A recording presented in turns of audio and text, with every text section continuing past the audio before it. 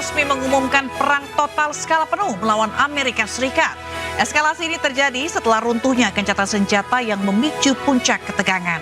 Gelombang serangan antara Amerika Serikat dengan Iran pun semakin mengganas dan meluas. Lantas bagaimana perkembangan terbaru di medan konflik dan apa dampaknya bagi stabilitas global? Bersama saya Fazilah Khairunisa, inilah The Prime Show selengkapnya.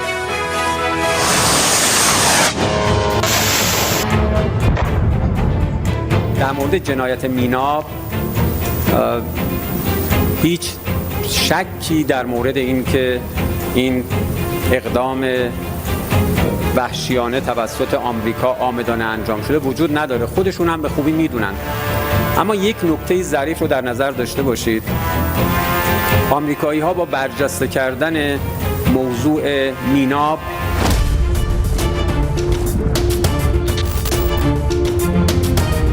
I think we're always open to diplomacy. It has to be real. It has to be a deal that they're willing to live by. Look, Iran a week ago was supposed to put out a statement saying that the Straits of Hormuz would be open, that they would no longer attack shipping. And instead of doing that, they attacked 3 ships. I think that was last Friday or Saturday. So, I mean, their behavior has to change in order for ours to change.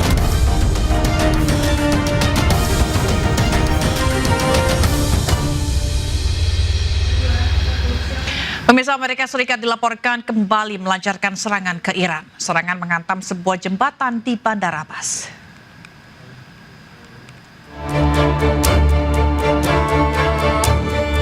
Amerika Serikat dilaporkan kembali melancarkan serangan terbaru ke Iran dan menghantam sejumlah infrastruktur, termasuk 2 jembatan dan stasiun kereta api. Sebuah jembatan di Bandar Abbas, Iran, porak-poranda setelah Amerika Serikat menggempur wilayah tersebut. Dampak serangan juga membuat beberapa mobil hancur dan sejumlah warga dilaporkan terluka. Kepulan asap terlihat di langit kota Bandar Abbas setelah Amerika Serikat melancarkan serangan berhari-hari ke Iran. Komando Pusat AS CENTCOM mengumumkan bahwa mereka meluncurkan gelombang serangan terbaru ke Iran untuk melemahkan kemampuan militer mereka. Iran sendiri tak tinggal diam dan membalas serangan dengan menargetkan pangkalan militer AS di Timur Tengah.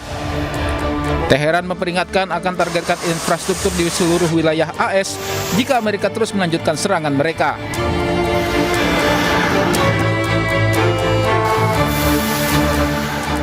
Kondisi di Selat Hormuz terus memanas. Kali ini Iran diduga menyerang kapal komersial Saudi yang mencoba melintasi perairan Oman. Beredar video di media sosial, salah satu kapal komersial milik Arab Saudi terbakar hebat di perairan Oman. Menurut laporan maritim awal dari Ukaimto, ruang mesin sebuah kapal terbakar di 8 mil barat laut Kumzar, Oman. Dugaan sementara kapal terbakar akibat terkena proyektil. Seluruh awak kapal berhasil dievakuasi dengan selamat. Belum ada pernyataan langsung baik dari Arab Saudi maupun Iran, namun serangan ini terjadi tepat 1 jam setelah Houthi memperlakukan blokade laut penuh terhadap Arab Saudi.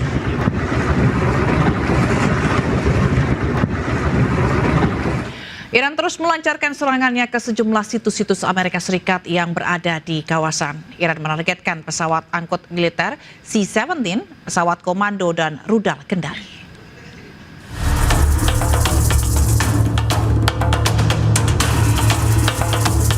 Korps Garda Revolusi Iran merilis rekaman serangan gelombang ke-21 dan 22 Operasi Nasr 2. Rudal-rudal diluncurkan dari sejumlah lokasi menuju situs-situs militer Amerika Serikat yang berada di Timur Tengah.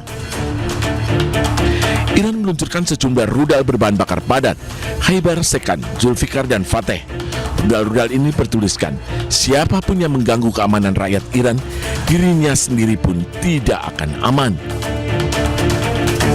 IARGC juga mengklaim menargetkan pesawat angkut militer C-17 AS dan kendali PX di Bandara Aqaba dengan rudal balistik. Tak hanya itu, Iran juga mengklaim sistem radar peringkat dini AS, sebuah gudang berisi peralatan dan suku cadang pesawat, serta sebuah hanggar berisi drone M9 Amerika di Kuwait juga menjadi sasaran. Serangan ini menandai kembali memanasnya hubungan antara Washington dan Teheran. Pasukan AS telah melancarkan gelombang serangan berturut-turut di seluruh Iran, sementara Teheran terus membalas serangan Washington. Juru bicara Kementerian Luar Negeri Iran menyatakan bahwa Teheran telah menerima usulan dari para mediator mengenai negosiasi dengan Washington setelah eskalasi terbaru dalam konflik dengan AS. Melalui Kemenlu, Iran menyatakan bahwa kesepakatan hanyalah tinta di atas kertas tanpa adanya komitmen. پیشنهادهای مطرح شده از طرف میانجی‌ها به ما اعلام شده، ما این رو دریافت کردیم، اما الان در مورد جزئیاتش من اجازه بدید که دیگه ورود نکنم، ولی اصل موضوع که در این روزها هم دستگاه دیپلماسی فعال بوده و هم ایده هایی از طرف برخی از میانجی‌ها به ما واصل شده، بله تایید. در مورد جنایت میناب هیچ شکی در مورد این که این اقدام وحشیانه توسط آمریکا عامدانه انجام شده وجود نداره، خودشون هم به خوبی میدونن. اما یک نکته ظریف رو در نظر داشته باشید، آمریکایی ها با برجسته کردن موضوع میناب در صدد الغای این پیام هستند که گویا هر جنایت دیگری که در 40 روز و بعد در همین ایام صورت گرفته حتما قانونی بوده. Sementara itu, Menteri Luar Negeri Amerika Serikat Marco Rubio mengatakan bahwa Amerika Serikat menyerang Iran atas perilaku Teheran di Selat Hormuz. Namun Amerika menegaskan terbuka kembali untuk diplomasi dengan Iran. I think we're always open to diplomacy. It has to be real. It has to be a deal that they're willing to live by. Look, Iran a week ago was supposed to put out a statement saying that the Straits of Hormuz would be open, that they would no longer attack shipping. And instead of doing that, they attacked 3 ships. I think that was last Friday or Saturday. So, I mean, their behavior has to change in order for ours to change. Well, they're not complying with it. I mean, the straits are supposed to be open, free of tolls, free of attack, free of all the things they're doing against these ships. So we can't have an MOU that's alive if they're violating the terms of it. What I will say is that the United States always remains open to a diplomatic solution. We've tried multiple times with Iran, and we'll continue to try. If that door opens, we'll be happy to see it open. Sirene meraung di kota Amman saat angkatan bersenjata Yordania mencegat serangan rudal Iran.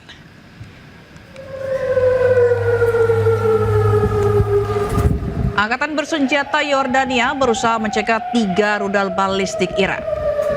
Sementara rudal keempat Iran jatuh di daerah terpencil. Kedutaan Besar Amerika Serikat di Amman mengklaim bahwa pihak berwenang mengevakuasi bandara dan pelabuhan internasional Aqaba. Mereka menyarankan warga Amerika untuk menghindari perjalanan ke 2 lokasi tersebut.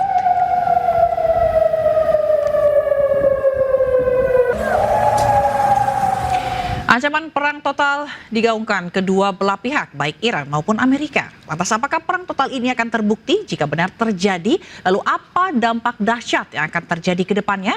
Sudah hadir di studio pengamat Timur Tengah Tabrani Syabirin serta peneliti geopolitik Aisyah Kusuma Somantri. Selamat malam Bapak Ibu sekalian. Selamat malam, Mbak Sila. Ada di sini. Baik, terima kasih atas waktunya telah bergabung di The Prime Show. Kita ke Pak Tabarin. Pak Tabarin, Presiden Iran maksud kami ini mengumumkan akan perang total. Mungkinkah itu akan terjadi benar-benar perang total melawan Amerika Serikat? Ya, kalau kita lihat kan posisi Iran secara dalam eskalasi politik dalam beberapa minggu terakhir ini kan terdesak dia. Maka pilihannya ya perang total. Kalau dia tidak perang total, lalu alternatif yang mau dia pilih apa gitu. Karena sekarang serangan Amerika yang membombardir, kalau sebelumnya kan hanya sekitar di Selat Hormuz gitu. Sekarang dia sudah masuk ke ke Bandar Abbas, kemudian masuk jauh ke daratan Iran gitu. Kemudian yang kedua, Amerika juga sekarang sedang memainkan bagaimana suku Kurdi di dalam Iran itu untuk memberontak gitu. Karena itu dipersenjatai. Nah, berarti ini bukan hanya pernyataan politik ya, tapi juga yang mewakili semua rakyat Iran gitu untuk melakukan perang total ini menurut ya, Pak Tabarin. pilihan lain apa? Kan tidak ada pilihan sudah. Kalau dia perangnya masih terbatas ya dia siap-siap untuk jatuh dalam waktu yang mungkin tidak begitu lama gitu. Karena Amerika dalam semenjak tanggal 10 kalau tidak salah 10 Juli ini masih menyerang Iran gitu. Karena kalau kita lihat ya kalau tidak ada perang total, maka Iran akan kehilangan segalanya. Karena yang dituju oleh Amerika sekarang ini, buat sementara itu dia bukan mau membongkar senjata senjata nuklir atau peralatan yang ditakuti dari Iran, tapi dia ingin menguasai Selat Hormuz. Oke, berarti perang total ini akan menutup segala upaya negosiasi dengan Amerika berarti? Ya, itu kan perang total dalam berupa statement politik gitu. Tapi di bawah kita yakin negosiasi tetap akan berjalan dan sedang berjalan gitu. Tapi dilihat sekarang ya Iran nampaknya harus menggunakan bahasa itu karena selain itu nggak ada alternatif. Karena kita lihat pangkalan-pangkalan Amerika yang ada di mana, di Dubai, Uni Emirat Arab kan, di Kuwait, di Qatar, di Bahrain, dan terakhir di Yordan, ikutan dihajar oleh rudal-rudal dari Iran gitu. Itu yang kita lihat gitu. Oke, Baisyah, menurut Baisyah, pengumuman perang total ini akankah menutup benar-benar jalur damai atau negosiasi damai antara Amerika dengan Iran? Ya, pertama kita harus lihat definisi dari perang total ini kan mengacu ke penggunaan seluruh elemen di dalam bernegara, termasuk diantaranya adalah ekonomi, lalu kita bicara juga tentang misalnya masyarakat ya, persepsi, psikologis, resources, dan masih banyak lagi. Dan saya kira selama ini apa yang dilakukan oleh Iran ini baru perang terbatas, betul. Nah, tetapi permasalahannya kalau sudah ada ya kalimat perang total, berarti ini secara menyeluruh mereka akan menggunakan seluruh sumber daya mereka untuk digunakan sebagai perang, khususnya untuk industri-industri yang sifatnya itu dual function, misalnya saja industri makanan, pangan ya, industri sipil untuk pembangunan dan lain-lain. Jadi semuanya itu akan dikerahkan untuk keperluan perang.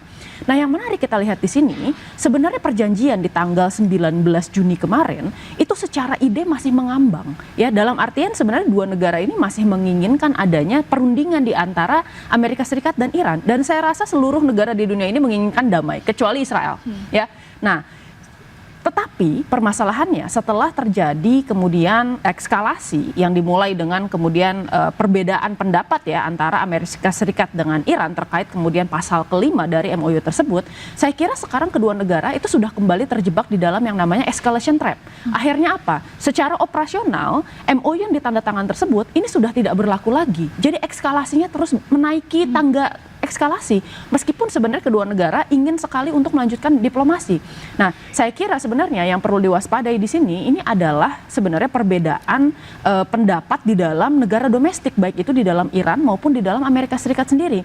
Kita lihat sebenarnya di Amerika Serikat dari segi Kongres ini mendukung sekali untuk menghentikan perang, dibuktikan dengan ditandatangannya War Power Resolution kemarin. Nah, akan tetapi kemudian kita lihat Donald Trump ini kan masih didukung oleh politisi hawkish Amerika, terutama sponsor-sponsor politiknya yang masih sangat dekat dengan Zionis Israel di sana. Ini menyebabkan sebenarnya Donald Trump ini perlu mengambil sebuah posisi yang win-win solution, di mana dia harus mengamankan sebenarnya kemenangan simbolik yang bisa diklaim sebagai hasil dari perang ini ke publik Amerika Serikat. Jangan sampai legacy yang kemudian dimiliki oleh Donald Trump itu dikenal sebagai seorang presiden yang tidak bisa menyelesaikan perang yang dimulainya. Oke, baik. Tapi bagaimana kekuatan Iran untuk jor-joran ini melawan Amerika? Jangan dijawab dulu, Mbak Isa, karena kita harus jeda terlebih dahulu. Pemirsa jangan kemana, tetaplah di The Prime Show.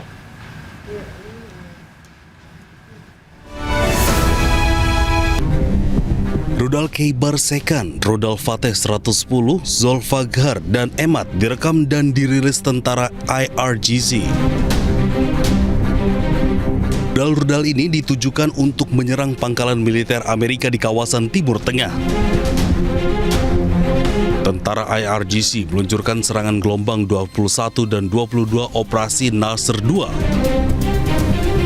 Mereka menyebut serangan ini merupakan serangan taktis presisi.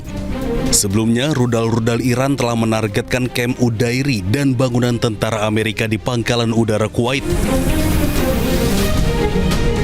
Komando Pusat Amerika Serikat atau CENTCOM mengumumkan gelombang serangan baru terhadap aset militer Iran pada hari Minggu. Serangan rudal dan jet tempur Amerika Serikat menargetkan pertahanan udara, pengawas pantai, maritim, serta peluncuran rudal dan drone Iran. Washington telah melakukan serangan berulang kali di wilayah Iran pekan ini, serta memberlakukan kembali blokade laut yang menargetkan kapal-kapal yang berlayar dari dan ke pelabuhan Iran. Teheran menanggapi dengan serangan rudal dan pesawat tak berawak terhadap pangkalan Amerika Serikat di seluruh wilayah Timur Tengah. Korps Garda Revolusi Iran IRGC mengatakan 2 kapal tanker minyak meledak di Selat Hormuz Minggu malam. Ya, terima kasih Mbak Aisyah. Tadi kita melanjutkan bahwa sebenarnya seberapa besar kekuatan Iran untuk melakukan perang total ini melawan Amerika Serikat? Akankah mampu benar-benar untuk jor-joran melawan Amerika dalam hal ini? Baik, kalau kita lihat sebenarnya Iran ini resilience karena buktinya dia sudah diembargo selama kurang lebih 40 tahun tetapi sampai sekarang dia masih berdiri. Dan kemudian kemampuan militer yang tadinya kita remehkan di awal peperangan itu ternyata bisa menghadapi negara dengan kekuatan militer terbesar di dunia. Nah, sekarang kita berada di dalam posisi yang cukup menarik karena dalam konflik ini tuh ada sekitar 3 tahapan nih. Tahapan pertama itu adalah penyerangan untuk kemudian bisa menggulingkan rezim. Kita sudah melalui itu dan gagal total, Epic Fury dan Roaring Lion. Yang kedua, ini permasalahan kontrol atas Selat Hormuz dan kita juga sudah mengalami hal itu. Kita masuk ke tahapan ketiga, yaitu bagaimana kemudian ya konflik ini dapat diselesaikan gitu. Nah, sekarang kita bisa melihat bahwa eskalasinya masih terus naik turun. Kenapa? Karena kedua negara saat ini itu terjebak dalam yang namanya adalah teori chicken game theory, ya, di mana keduanya tidak mau nih kalah karena deeskalasi. Maka dari itu dua-duanya mengekskalasi terus-menerus karena mereka merasa bahwa kalau saya deeskalasi, saya akan merugi. Nah, menariknya selama kemarin jeda MOU kemarin, baik Amerika Serikat maupun Iran, dua-duanya ini sama-sama sejujurnya kelelahan, ya. Amerika Serikat ini kelelahan karena hampir 50% stockpile munitionnya itu digunakan di Timur Tengah, sementara dia masih harus menggunakan deterrence ya di kawasan seperti Indo-Pasifik atau kemudian Eropa. Nah, sementara Iran, saya kira mereka sebenarnya ini cukup kelelahan secara ekonomi. Meskipun mereka resilience, tetapi memang ini berdampak besar embargo Amerika Serikat. Pertama, kita lihat ya, blokade Amerika Serikat itu membuat Iran merugi sekitar 435 juta US dollar ya di dalam satu hari. 13 miliar dalam satu bulan. Berarti itu kan angka yang cukup besar. Itu sama jumlahnya seperti anggaran pertahanan Iran sekitar 11 miliar US dollar dalam waktu 1 tahun gitu. Nah, akan tetapi yang cukup menarik dari Iran, menjawab pertanyaan Mbak Zila tadi, Iran ini sebenarnya memiliki kapasitas untuk bisa melakukan replenishing supply mereka itu dengan cukup kuat, dengan cukup cepat. Kenapa? Karena kalau kita lihat misalnya saja produksi dari drone Shahid 136 ya dalam 1 bulan dia bisa menghasilkan sekitar 50 sampai 100 model gitu dan itu sebenarnya angka yang cukup besar. Sekarang kita lihat dari Amerika Serikat, mereka membutuhkan waktu kurang lebih 4 tahun untuk bisa memproduksi dengan skala penuh di awal perang ini. Itu kan sebenarnya kemampuan yang sangat berbeda jauh. Nah, sekarang kita lihat sebenarnya Iran sendiri ini sudah lama dihajar Amerika Serikat untuk menerima punishment dalam artian apa? Dilemahkan itu kekuatan-kekuatan ekonominya, termasuk diantaranya adalah menghilangkan kemampuan mereka untuk bisa beroperasi sebagai masyarakat modern dengan menghancurkan pabrik petrokimia, jembatan, lalu fasilitas publik ya, kemudian pembangkit listrik dan lain-lain. Jadi yang sebenarnya diincar oleh Amerika Serikat adalah mencoba untuk memiskinkan Iran, menghilangkan kapasitas Iran untuk bertahan sehingga Iran kembali ke meja perundingan. Jadi kita sebut namanya adalah coercive diplomacy. Nah, akan tetapi yang perlu kita waspadai, tadi kita bicara tentang domestik di Amerika Serikat. Lalu kemudian sekarang kita bicara juga tentang domestik di Iran. Karena sekarang sudah mulai ada perpecahan antara kubu progresif dengan kemudian kubu konservatif yang kemudian dipimpin oleh Mojtaba Khamenei. Tapi Mbak Aisyah, kalau kita lihat strateginya Iran ini cenderung menyerang begitu ya negara-negara teluk, bukan armada dari Amerika Serikatnya sendiri. Iya, karena kita melihat bahwa Iran ini saat ini memiliki banyak sekali kemudian rudal, tetapi yang paling banyak stokpilnya itu adalah yang jangka jarak dekat dan kemudian jarak menengah. Kita bisa melihat sebenarnya rudal Iran ini menarik karena pertama, ternyata tidak ada yang menyangka bahwa pertama, cost trap strategi yang dilakukan oleh Iran itu bekerja dengan menembakkan begitu banyak drones untuk menghalau Iron Dome dan kemudian sistem pertahanan dari negara-negara tersebut. Dan ternyata rudal Iran ini dia memiliki proyektil yang bisa berubah-ubah gitu ya, terutama misalnya kita bicara tentang Sejil gitu. Nah, menarik di sini kita melihat bahwa Iran menganggap bahwa base-base Amerika Serikat itu merupakan representasi dari Amerika Serikat. Tetapi ini juga merupakan bentuk deterrence dari Iran. Bahwa setiap kali Amerika Serikat menyerang 1 kali lipat, maka Iran akan membalas 1,5 kali lipat. Bahkan yang terbaru ketika kemudian pangkalan-pangkalan yang ada di Qatar, lalu di Kuwait, lalu kemudian ada di Bahrain, itu sudah rendered incapable dan kemudian rusak parah. Nih kita tahu bahwa ada beberapa fasilitas yang sebenarnya dipindahkan ke Jordania. Oleh karena itu Jordania yang tadinya ini jarang diserang, sekarang kemudian mengalami serangan yang yang cukup berat.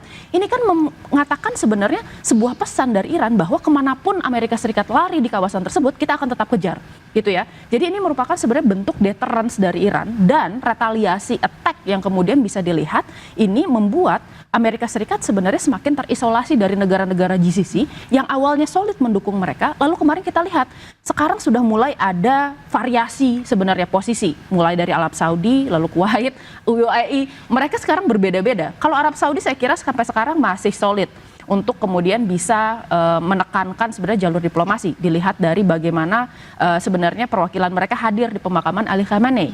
Tetapi kan kalau kita lihat UAE misalnya, dia sudah normalisasi hubungan dengan Israel, lalu kemudian sekarang dia juga memindahkan baterai Iron Dome dari Israel ke negaranya, dan ini memperlihatkan sebenarnya seberapa dekat hubungan mereka berdua. Belum lagi misalnya Oman yang sampai sekarang itu dekat dengan Iran juga dan berusaha untuk bernegosiasi. Mungkin ini Bapak bisa menjelaskan lebih lanjut karena keahliannya di Timur Tengah. Tapi yang kita lihat sekarang ini semakin kompleks, dan negara-negara Arab Teluk ini berusaha untuk menahan diri agar tidak sampai menjadi belligerent atau pihak yang bertempur dalam peperangan Amerika Serikat, Iran dan Israel ini. Baik, kalau Pak Tabrani sepakat dengan Mbak Aisyah atau ada catatan sendiri? Gini ya, kita lihat itu sebenarnya kalau meja perundingan kembali dipaksakan gitu, itu kan banyak sekali sayap-sayap Iran yang mulai dipatahkan. Misalnya sayap politiknya di Hamas, di Hizbullah gitu. Hizbullah itu kan sekarang sedang dibuat satu kondisi. Presiden Lebanon kan sudah meminta kepada Iran untuk tidak terus-menerus campur tangan di dalam urusan Lebanon gitu. Jadi Iran disuruh pulang.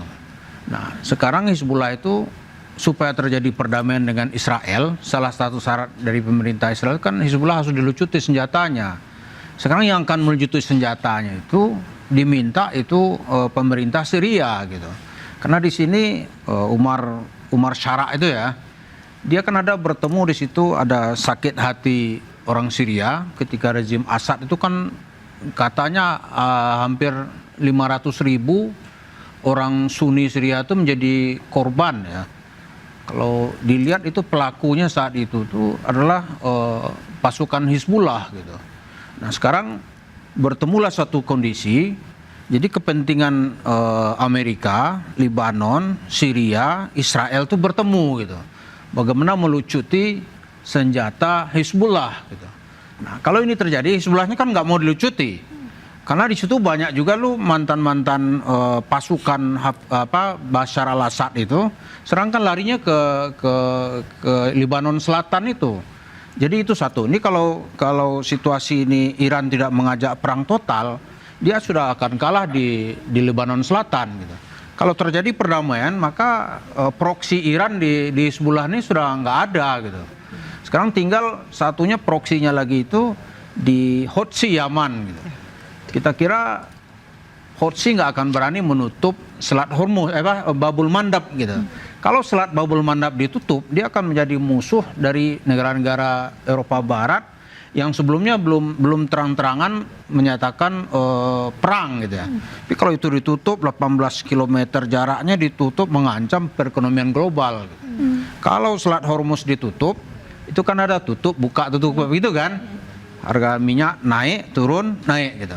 Tapi belum semua negara merasa terancam gitu. Tapi kalau Selat Babul Mandab yang ditutup, semua negara akan terancam. Jadi kita lihat lama-lama kemampuan Iran ini ya, karena dia lama di embargo ya, di embargonya lama sekali gitu. Kemudian membuat dia tuh sulit secara ekonomi itu setelah Selat Hormuz itu ditutup total oleh Amerika gitu. Oh, berat sekali dia. Dampaknya juga udah kasihan sekarang kan ya. Ya, berat sekali dia. Karena itu ya yang diserang itu ya yang seperti tadi itu yang rudal-rudalnya jaraknya itu yang menjangkau negara-negara di seberang laut mereka gitu. Lalu kalau ini berkepanjangan, kan sekarang Uni Emirat Arab kan juga sudah menandatangani kerjasama memproduksi rudal drone murah gitu yang diproduksi oleh Ukraina. Kan Ukraina kita lihat berapa waktu lalu itu bisa menembus Moskow kan, drone murah gitu. Diproduksi juga secara massal. Jadi kita lihat untuk ke depan ini ya perangnya akan makin panjang nih. Karena produksi Iran itu drone rudal tuh banyak sekali dia punya ternyata. Banyak sekali. Lalu kita melihat bagaimana dampaknya nanti terhadap negara-negara lain atau dampak global dari perang berkepanjangan ini. Tapi jangan dijawab dulu Pak Tabrani karena kita akan jeda terlebih dahulu. Pemirsa jangan kemana-mana, tetaplah bersama kami.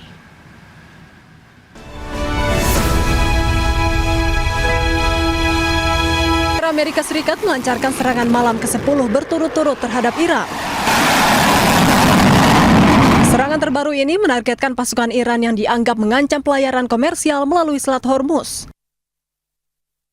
Rekaman video menunjukkan jet tempur AS sedang terbang diikuti oleh ledakan yang menghantam aset dan infrastruktur militer Iran. Pasukan AS menyerang pusat komando militer Iran, kemampuan udara dan maritim, lokasi peluncuran rudal dan drone hingga sistem pertahanan udara Iran. Hingga kini AS dan Iran masih terus saling meluncurkan serangan militer sejak 2 pekan lalu.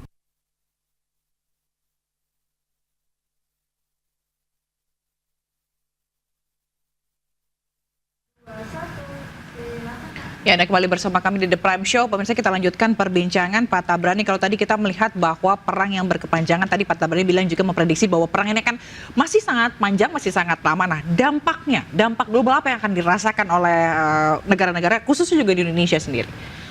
Ya, kalau dampak global tentu secara ekonomi yang terasa ya. Ekonomi itu harga crude oil itu kan, itu kan akan sangat mahal ya. Kalau sekarang itu kan udah lebih 100 kan. Kalau sebelum perang 28 Februari lalu itu kan harganya cuma 60 dolar per barel gitu. Sekarang naik hampir 100% gitu. Kalau ini terus perang berkelanjutan, belum dampak ekonomi yang lain gitu. Ya, ekspor impor kan tidak bisa berjalan ya.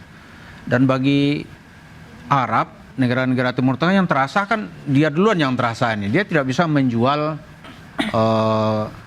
minyaknya ke negara-negara di dunia. Seperti kita tahu, Selat Hormuz itu ada 20% kebutuhan minyak dunia berlayar melalui selat tersebut.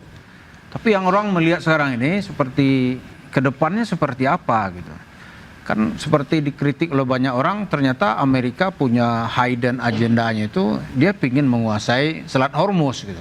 Karena itu dia bilang ya 20% dari biaya kapal lewat itu harus kena tarif tol lah oleh Amerika. Dikritik oleh banyak orang, tapi Trump buat sementara menarik lagi gitu. Tapi nanti akan dia majukan lagi gitu. Yang kedua, yang dibicarakan oleh TV Arabia itu yang banyak pengamat mengomentari pertemuan Trump dengan Tayyip Erdogan ketika KTT NATO di Ankara antara 8 sampai 10 Juli yang lalu. Ternyata di luar Trump memuji-muji Tayyip Erdogan, itu ternyata Donald Trump itu punya rencana mempersenjatai kaum Kurdi secara masif untuk memberontak. Tapi Erdogan bilang kalau dia dipersenjatai, kita tidak bisa diam gitu. Karena ada problem bangsa Kurdi gitu. Kurdi itu kan ingin menjadi sebuah negara merdeka. Dia ada di Iran, ada di Turki, di Azerbaijan, ada di Irak dan di Syria. Itu jumlahnya kalau dihitung-hitung dia lebih dari 15 juta penduduk gitu. Ingin merdeka. Jadi intinya dampak akan yang begitu benar-benar berasa dari sisi ekonominya begitu ya. Ekonomi terasa sangat sekali ya. Baik, saya melihat apakah dampak yang selain ekonomi, apakah dampak tentunya ekonomi juga berdampak pada harga segala macam, apalagi harga BBM juga berpengaruh begitu ya terhadap kita. Apalagi dampaknya akan dirasakan oleh global, khususnya juga masalah-masalah selain ekonomi tadi. Beberapa hal, Mbak. Yang pertama kalau kita lihat sebenarnya konflik ini kan kita tidak hanya bicara tentang masalah ekonomi saja, tapi multidimensional. Yang pertama kalau dari segi politik global dan bagaimana kemudian tatanan internasional ini menjadi berubah dari perang ini pengaruhnya besar sekali. Kita melihat Amerika Serikat ini merupakan negara hegemon di dunia internasional. Artinya apa? Dia militernya terbesar, ekonominya terbesar. Dia memiliki pengaruh yang sangat besar di dalam sistem internasional. PBB yang kita kenal sekarang, lalu institusi-institusi yang kemudian ada di bawahnya, itu semua dipengaruhi oleh pemenang perang di Perang Dunia Kedua. Ya, jadi yang menarik kita lihat, Amerika Serikat ini sekarang berada di dalam periode di mana dia sudah mencapai puncak dan mulai declining. Apakah kemudian perang ini akan merubah hal tersebut? Tidak, ini justru akan mempercepat. Kenapa? Karena perhatian Amerika Serikat yang tersedot ke Timur Tengah ini akan membuat negara-negara revisionis atau negara yang kemudian naik ke atas menjadi saingan Amerika Serikat itu memanfaatkan hal ini. Cina misalnya di Asia Pasifik ya, lalu kemudian ada Rusia di kawasan Eropa. Kita melihat bahwa kedua negara ini sebenarnya di satu sisi mereka mendukung Iran secara diam-diam, baik itu secara melalui politik ya di tataran multilateral maupun melalui intelijen. Tetapi mereka juga memanfaatkan momentum perhatian Amerika Serikat yang tersedot ke Timur Tengah untuk bisa membangun kekuatannya dalam vakum of power yang ditimbulkan oleh absennya Amerika Serikat di kawasan. Pertama itu, jadi kita melihat bahwa adanya pergeseran kekuatan yang cukup signifikan diakibatkan dari perang ini. Dan kemudian di Timur Tengah sendiri saya kira sekarang perangnya sudah bergeser Mbak. Dari yang tadinya ini diskusi pergeseran rezim, kita melihat sebagai siapa yang bisa mengontrol kawasan Timur Tengah. Berarti kan kita membicarakan mengenai siapa yang pada akhirnya bisa emerge atau muncul sebagai great power baru. Karena kemarin kita bicara bahwa oh ya great powernya ada beberapa, Israel, lalu kemudian Arab Saudi dan Iran. Kalau misalnya sampai Iran memenangkan perang ini secara strategik, maka dia akan menguasai Selat Hormuz sesuai dengan apa yang kemudian sudah ditandatangan dan diinginkan Iran di dalam MOU kemarin, dan dia akan mengontrol sekitar 20% dari total perdagangan minyak dunia. Tapi mungkin Kak Iran akan menang secara strategis? Mungkin sekali, karena kalau kita lihat sebenarnya secara strategi sekarang Amerika Serikat sebenarnya tidak memiliki keunggulan tertentu, karena apa yang kemudian diinginkan Iran, pertama dia membuka pintu-pintu dari negosiasi mengenai hal-hal yang tadinya tertutup, lalu karena ada perang ini dia mendapatkan keuntungan apa saja, misalnya terkait dana foreign fund Iran di luar negeri, lalu kemudian kita bicara tentang misalnya masalah ganti rugi, ini tidak hanya masalah perang, ganti rugi perang, tetapi ganti rugi ketika pertama kali embargonya ini dilaksanakan oleh Amerika Serikat. Lalu kemudian kita juga bicara mengenai penghentian perang di seluruh front Timur Tengah. Itu kan hal-hal yang sebenarnya sebelumnya belum pernah ya bisa dinegosiasikan Iran melalui forum lain gitu. Pertama itu Mbak. Lalu yang kedua, selain mengenai masalah struktur dunia internasional, kita juga bicara tentang bagaimana sekarang ini ada beberapa tahapan mengenai masalah ekonomi. Tadi betul yang disebutkan oleh Pak Tabrani itu adalah tahapan pertama, ketika semua harga itu naik, ya. Tapi kemudian kita lupa kalau misalnya seandainya perang ini terus-menerus berlanjut, tahapan selanjutnya setelah kenaikan harga ini adalah kelangkaan. Ini yang nanti akan berpengaruh terhadap tidak hanya kemudian stabilitas politik, tetapi juga kemudian keamanan domestik di negara-negara yang ada di Asia, Eropa maupun di Timur Tengah. Nah, pertama kita melihat ini ada energi yang merupakan kunci dari pembicaraan kita selama ini. Tapi ada beberapa bahan-bahan lainnya yang kemudian menjadi bahan kritikal yang seringkali kemudian kita luput dari diskusi di muka umum. Pertama kita bicara tentang pupuk. 30% dari pupuk khususnya urea ya, nitrogen based fertilizer itu berasal dari Selat Hormuz. 50% lainnya dari mana? China. Setelah perang ini berlangsung, China menolak untuk kemudian bisa memberikan ekspor dari pupuknya tersebut. 30% tertahan di Hormuz, 50% tertahan di China. Kita pupuk ini masih sangat bergantung terhadap impor. Jadi bayangkan kalau misalnya tanpa pupuk, petani-petani akan gagal panen, dampaknya apa? Kelangkaan pangan. Lalu yang kedua, kita bicara tentang helium. Helium ini merupakan byproduct dari LNG dan kemudian digunakan di dalam produksi dari semikonduktor. Kalau misalnya semikonduktor ini tidak bisa terus diproduksi, khususnya untuk negara-negara Asia Timur seperti misalnya Korea Selatan, lalu kemudian Taiwan, kalau misalnya ini berhenti diproduksi, maka kemudian teknologi bubble dan khususnya AI bubble yang sekarang sedang menjadi primadona di Amerika Serikat, ini kemungkinan besar akan pecah. Karena dalam 1 tahun, kemungkinan besar mereka membutuhkan sekitar 10.000 gigawatt untuk bisa menopang hal tersebut. Jadi menarik banyak hal yang kemudian bisa berdampak. Jadi tidak hanya ekonomi, tapi dari segala keamanan juga berpengaruh begitu ya. Oke, tadi menarik soal strategi yang kemungkinan bahwa Iran, kalau kita melihat perbandingan antara kekuatan dengan Iran begitu ya, tapi Mbak Isa bilang Iran mungkin saja akan menang melawan Amerika dari sisi strateginya. Benar nggak Pak Tabrani melihat itu dari dan di samping itu juga ada fiksi-fiksi yang berbeda pendapat gitu ya? Ya, dalam strategi militer itu ada rumusan gini, ketika satu bahan kimia dicampur dengan bahan kimia lain itu hasilnya cenderung di luar prediksi yang mencampur tadi gitu. Amerika mungkin mula-mula itu melihat perang dengan Iran ini dengan mudah akan dimenangkan. Seperti Trump menjanjikan itu paling ya 15 hari lah gitu. Ternyata sampai sekarang sudah berapa bulan kan? Sudah 4 bulan perang tidak bisa dimenangkan gitu. Kemudian ada juga dari Iran gitu. Dari Iran itu dia menginginkan kan peta politik Timur Tengah itu ditulis oleh negara yang menang perang pasca Perang Dunia Kedua. Karena itu ada berbagai kerajaan di situ, ya kan? Lalu pada tahun 1990 Saddam Hussein menolak peta itu gitu. Maka dia masuk ke Kuwait karena melihat Kuwait itu bagian dari provinsi Basrah gitu. Ini tahun 60 masih provinsi kami ini gitu. Ternyata sekarang menjadi negara sendiri, diambil gitu. Ternyata ditolak oleh Amerika dan sekutunya gitu.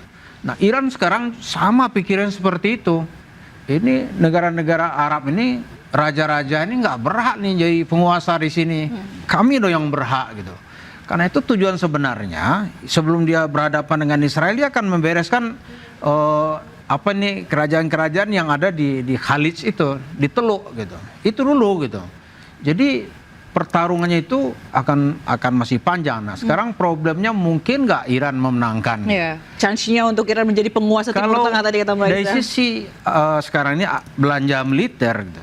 Itu kan belanja militer Iran itu hanya antara 18 sampai 20 miliar US dollar. Sementara Amerika tahun 2026 ini disetujui oleh Senat Amerika itu kan belanja militer Amerika itu 1,5 triliun US dollar. Jadi jauh sekali gitu. Kalau dilihat dari sisi anggaran begitu ya sulit Iran akan memenangkan. Tapi kan ada juga ya pertarungan itu menang tanpa bertempur kan juga. Ada orang kalah tanpa bertempur. Misalnya Napoleon masuk ke Rusia gitu. Napoleon masuk ke Rusia kan kalah, ya kan? Sehingga akhirnya Prancis saat itu bahkan Napoleon sendiri sampai tertangkap dibuang ke Pulau Elba gitu. Jadi dia nggak berperang masuk Rusia itu kalah, padahal pasukannya yang dibawa saat itu lebih dari 800.000 pasukan. Jumlah yang sangat besar di saat itu gitu. Sekarang pun kalau 400.000 juga besar gitu. Jadi kita lihat perkembangannya masih terus terjadi, ya saling jual beli serangan masih terus terjadi nih. Walaupun secara real sekarang ini angkatan udara Iran ya tidak mampu mengantisipasi serangan dari pesawat tempur Amerika. Begitu juga angkatan lautnya boleh dibilang sudah lumpuh, mungkin separuh kekuatannya sudah habis ya. Karena itu dia nggak bisa mempertahankan kalau Amerika menggunakan 2 jalur itu. Baik, oke. Kalau kita lihat tadi bahwa Mbak Aisyah bilang mungkin saja Iran akan menang dengan dari sisi strategi, tapi Pak Tabari juga melihat bahwa Iran akan sedikit susah begitu ya untuk memenangkan Amerika. Tapi yang pasti dampak ini akan sungguh terasa begitu, tidak hanya ke menang atau kalah Iran, dampak perang ini juga akan berdampak gitu ya buat global nanti. Terima kasih Mbak Aisyah, pengamat Timur Tengah Tabrani Syabirin, dan juga peneliti geopolitik Aisyah Kusuma Somati telah bergabung di The Prime Show. Terima kasih, salam sehat selalu Bapak Ibu, terima kasih, selamat malam. Terima kasih. Dan pemirsa jangan kemana-mana, kita akan kembali usai jeda berikut ini, tetaplah bersama kami.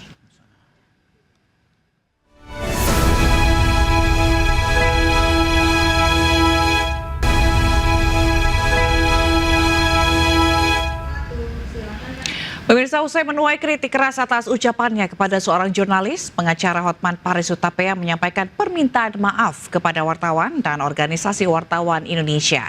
Sebelumnya, Forum Pemret menyesalkan sikap dan cara pengacara Hotman Paris dalam merespons pernyataan atau pertanyaan wartawan saat jumpa pers terkait kasus mantan Jampitsus Febri Adriansyah.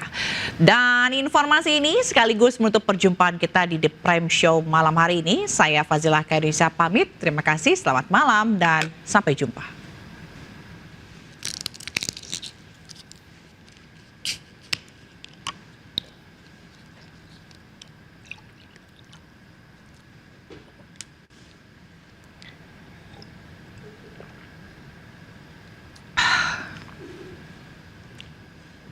Nah, kalau kau punya otak, lu tahu jawabannya.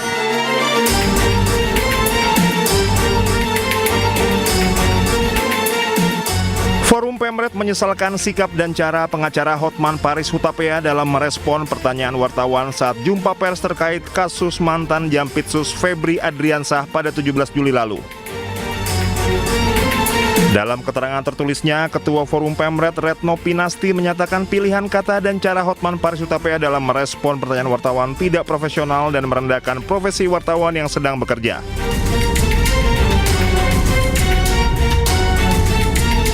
Retno mengingatkan bertanya merupakan cara wartawan mengonfirmasi dan menggali keterangan narasumber. Hal itu sebagai bagian proses kerja jurnalistik dan disiplin verifikasi yang profesional dan dilindungi undang-undang.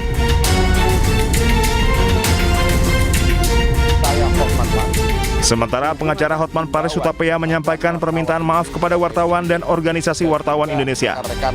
Kuasa hukum Febri Adriansa ini menyampaikan permintaan maaf atas ucapannya kepada seorang jurnalis saat konferensi pers terkait kasus mantan Jampitsus Febri Adriansa. Pernyataan maaf dari saya Hotman Paris sehubungan dengan himbauan Persatuan Wartawan Indonesia PWI dan juga rekan-rekan wartawan lainnya. Dengan ini saya menyatakan maaf sebesar-besarnya atas pernyataan saya pada waktu konferensi pers di kasus mantan Jampitsus.